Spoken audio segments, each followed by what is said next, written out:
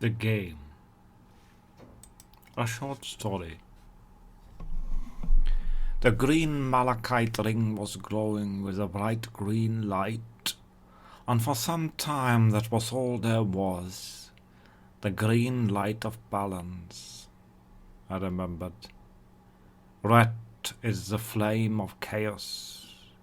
Blue is the ice of order.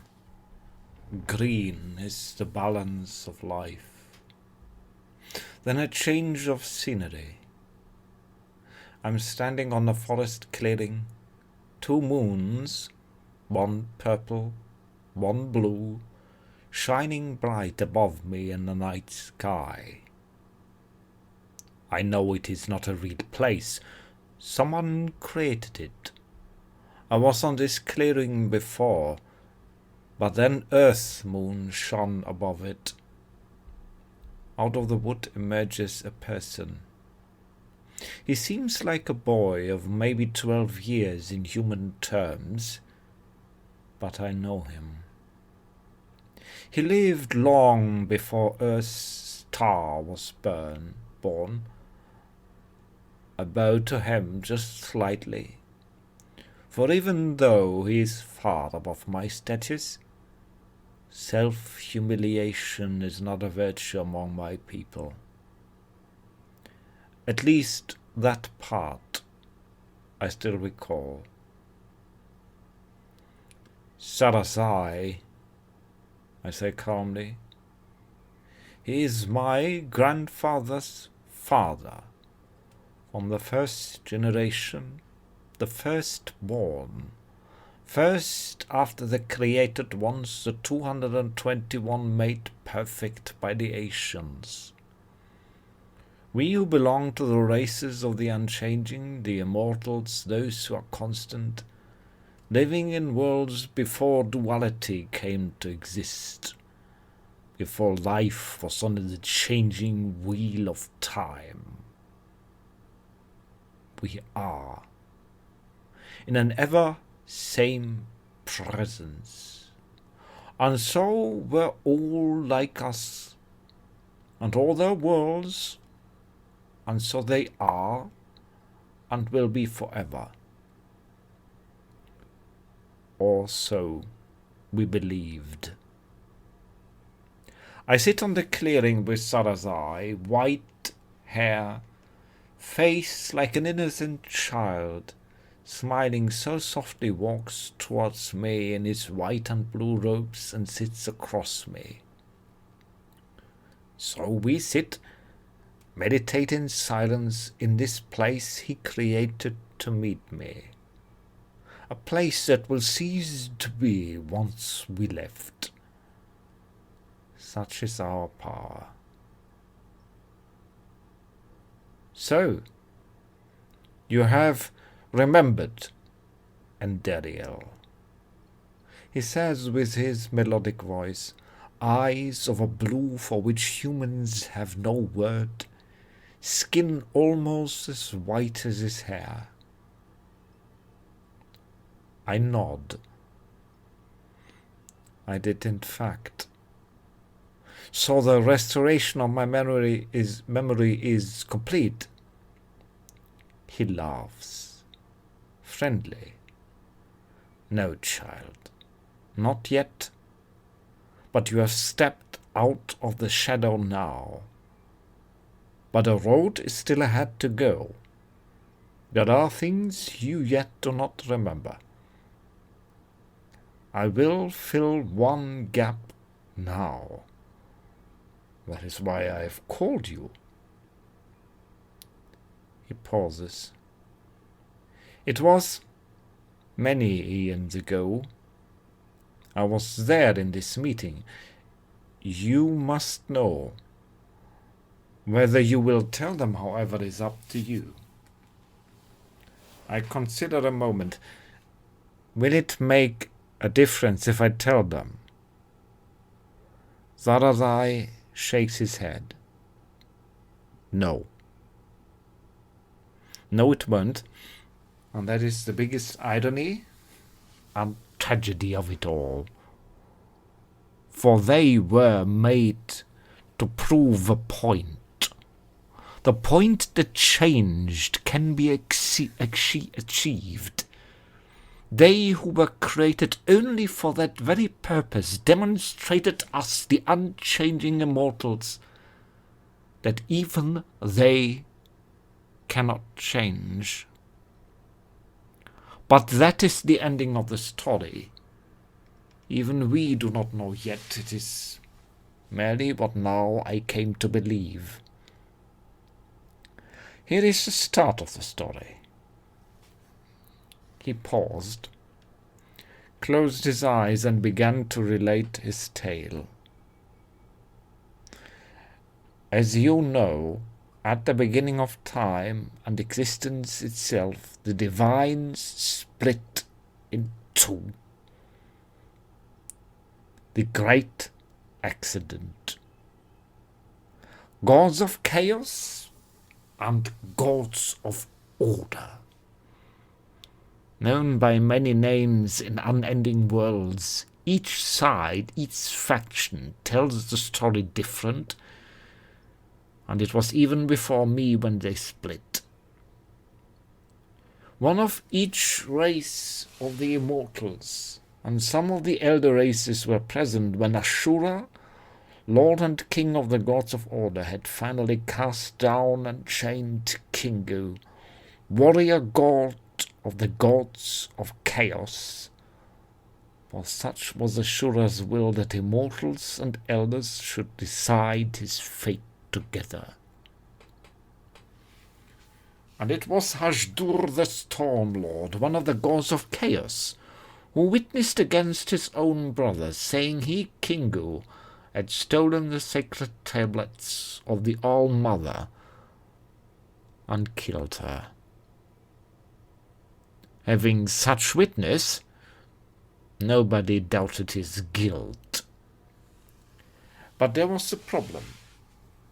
You cannot kill a god. You cannot exile him outside of a limitless multiverse. So what was to be done? The reality was that each side, the gods of order and the gods of chaos, had created races of their own, worlds and entire galaxies of beings, each according to their nature, leaning strongly either towards chaos or order. There were the Anunnaki or Dragon Lords, and they wanted him parted into so many tiny parts that he would never regain form again. And then there were the Maskim, the demon horde. The children wanted him merely chained for a preset time. I was there too, then observer and speaker of our kind. I was young then, yet, if you can imagine it. It was when a toga of the Igigi spoke, to the surprise of all of us, since they rarely speak and hide deep in the outer worlds, and few have ever visited them. To the men of your time they will be known as the Grey. Little feeling they have, being almost pure intellect, devoid of almost all emotion. And so he spoke. Has not this war of imbalance gone on for eons without end, without result? And why? My people in our retreat from the war did not sow out of idleness or fear, but to use the distance to understand. And what did you understand, far away in your lofty isolation? Barked Asharan, general of the Maskim demons. There could, in the wide multiverse, not be two races more different.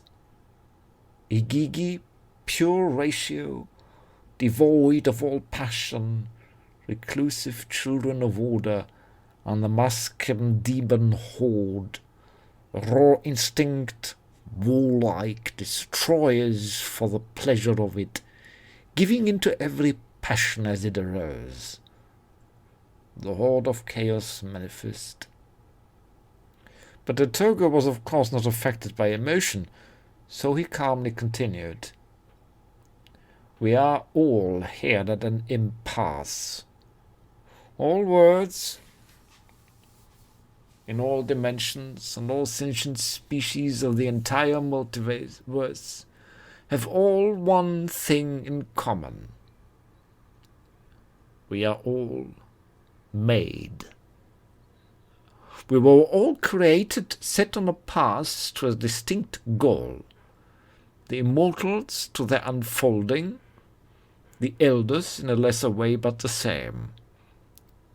And since there are those who are children of chaos and order, each of us cannot bear, cannot stand the very existence of the other side. It feels like something we cannot accept around us to even exist. That is what drives and motivates all of us since the All-Mother was killed and balance was lost. And since we were created thus, we cannot change. Whatever we do here with Kingo will not end the cycle, it will not restore balance. However, he looked at me. There are one children of the eldest day, who were created before the sundering. Now I felt that all eyes were upon me. We, Ardala, first made race, made at the time when the gods of order and chaos were still one, we had never taken side. We did not know war. We did not understand it. All these doings of the other races were alien to us. We had been children of the gods of chaos before there were the gods of chaos, when there was just balance, and when duality was not yet. The toga of the Igigi looked at me. Sarazai, ambassador of the Ardala. And so he asked, do you even understand what this war is about? I searched inside of me, and within me was the choir of voices of all our people as it always was, resonating with the Dhan, our world itself, which we are bound to, and I found none in our entire world and of our entire people to understand. And so I just shook my head. And then, continued the toga, you are what remained from the before. What would you suggest? Can you change? Can you take a side? Can you end your peaceful isolation to side with chaos or with order, so that one side triumphs forever and the other forever ends? I was in peaceful unity with all my people and all life and our world when I said, we cannot say. We understand nothing of what you do and why you do this. But when all worlds and all the races are made as beings, perfect and ready, set on a goal, maybe if there was one race made not perfect, not set to one goal, we all could observe and find the answer in their doing. It might have been there that there was an ever so slightly smile on the face of a toga, but then I might have imagined it, or he may have faked it. Who can say? It was Ashura, Lord of Light of the Gods of Order, who interjected, But if you, Ardala, are all that remains from the original balance, all from the days before duality came into being, should we not give the power to reign in chaos and order to you? Would you be our judge, so that it is before, like before when the All-Mother lived, chaos and order in balance, forced by a third party? Will you be our judges? I can hardly describe the effect this question had on me, and all our people were listening. Rule, govern, command, judge. All these ideas were entirely alien to us. We were connected in the network that we call the Chatra. It was before we researched the other races, and before we even knew of other ways to be. I looked down, and after a while I replied, "We entirely do not understand what you ask of us. We cannot order those who are different. We cannot judge those who are not like us. We cannot be your judges, even for the sake of the entire multiverse. For doing so, we would forfeit our own nature, and we do not desire that." I assume it were harsh words, given entire worlds had been destroyed in the war of imbalance, which now had lasted for eons, and would still continue for millennia after this day, but we did not know that then. Far in the outer worlds, in the darkest zone of the multiverse, there lies a host of worlds uninhabited, other than by mindless creatures only. Low and primitive life forms, Atoga continued. This is a suggestion of the Igigi. Pick one of these mindless beasts and bless them with the one light as a gift, but withhold them a given purpose. Pour into them the structure both of order and the flame of chaos alike, and we shall observe if they can demonstrate to all of us if change can be made, if life finds a way to achieve balance by itself, without a third party, a third power to enforce it. It was then that Korathan of the Dragons spoke. "We know of such one world. There are beasts, violent, mindless, without soul. If we grant them the blessing of the one light, they will have soul and mind, and they will develop a path of their own. Shape them according to order, and pour into them the blood fire of Kingo. This is the game we suggest, and we shall all witness the game, and its outcome will reveal to us what we need to know, whether balance without a third power enforcing it can come to be. That beings split asunder and chaos and order within themselves even can choose life over certain destruction." He pointed to a faraway blue world, and it was hence named Gosawan, which means world of the strangers. For those beings made were strangers to all of us, and stranger to each of them of their own kind. I interrupt the story of my great-grandfather here, asking, "So the plan was to create men, let them develop with evolution instead of a predestined nature, and no one should intervene?" And Zarazai nodded, saying, "Yes, that was the agreement." Here continues Arazai's story. Thus the old pact was made, as it was known later. The Dragon Lords, or Anunnaki, went to Sawan, Earth, and inserted the one light and the blood of Kingu into the beasts called ape, and watched them change and grow into man.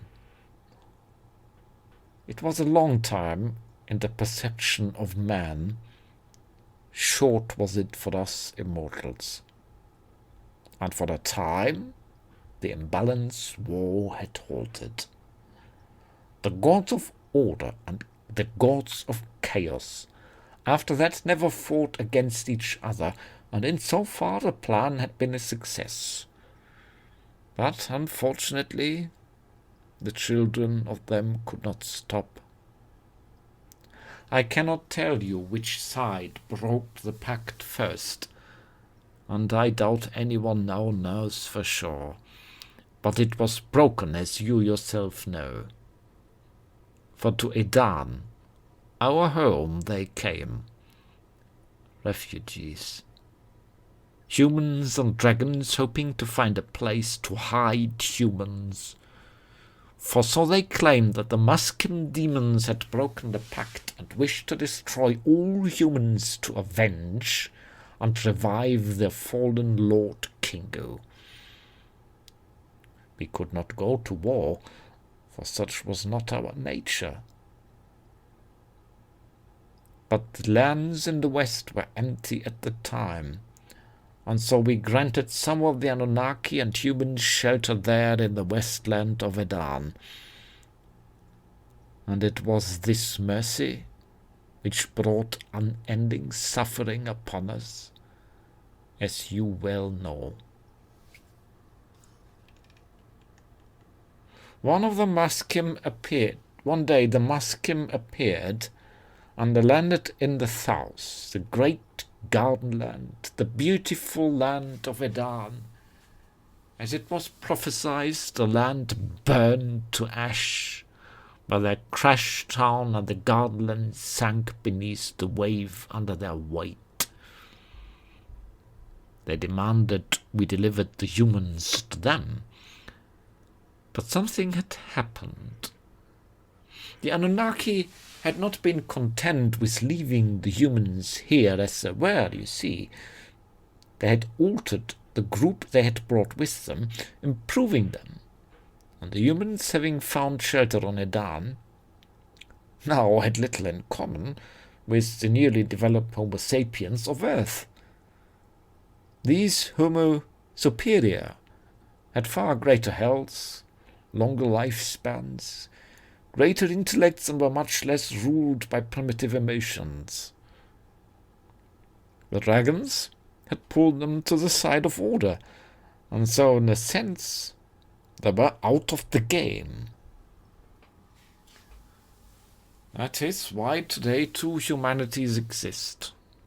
The long-living ones which live with us among the stars, and the unchanged primitive men of Earth who are ignorant of their superior cousins. Now what would we do? First, as always, we did nothing. But unforeseen things happened, which you too know well enough, for you were part of those who betrayed our neutrality, became part of the conspiracy. So you and your friends joined the war at the side of order, out of compassion for man. And so we unchanging changed.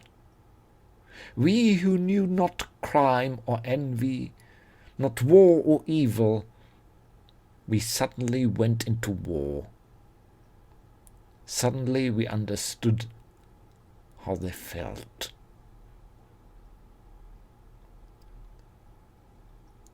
I think you still do not understand the terrible thing that you and your conspirators did to us. Thus, Nevertheless, much of what was between then and now you know, and I do not need to retell it to you, for you remembered it out of your own accord, which is proof enough that your cycle is coming to an end. You went out here on your own will, for you wish to punish yourself for changing us, like all of you who betrayed our neutrality. But it is over. The game is no more. The elder races have agreed to give up the game, for we learned that from man we can learn nothing. I'm sorry. There was a long silence between us, and all I felt was a great emptiness. So all of it was for nothing, I said to my great-grandfather. He paused. Well, you find your answer. The thing you wish to know, you now know. The question was, what can change the nature of a being? I did not need to think about that, and I replied, nothing. The unchanging cannot create anything that changes. And so, what is the solution? The solution is, I replied, when balance is lost, those who are different must remain forever separate. Indeed, Sarazai looked at me solemnly. In time, all swing back to their true natures. You feel it. Even you. Already all that was human falls away from you, and you fear it, for you do not yet understand entirely. And that is why I came. The place in your heart that is yet human will be hollowed out, and you will shed it like a snake sheds its skin, and be what you were and return home. Humans no longer matter. It was a grace that filled the mindless beasts with an immortal soul. What they do with it is now theirs alone. We learned what we Ardala always knew. Those who are different from us can neither teach, nor lead, nor learn from us. There is only one question now to you and your fellows left here. Are you ready to leave that all behind? I looked down. I paused, but I had known the answer for a long time. Yes. Yes, I can. I guess in my heart of hearts I already have. You were right. Our presence, however well meant, has not helped them at all. It was our hubris. I considered a moment. Tell Father I shall be home soon. Sarazai rose and smiled. Soon for us. Yet a good time ahead, for how men feel time passing. We shall see you. May your final pass home be swift and easy. Your beloved awaits you at the gate when the time is there. And then the moon's darkened and the sky blackened and the clearing was gone. And for a while I basked in the green light alone. And then I fell out of the vision.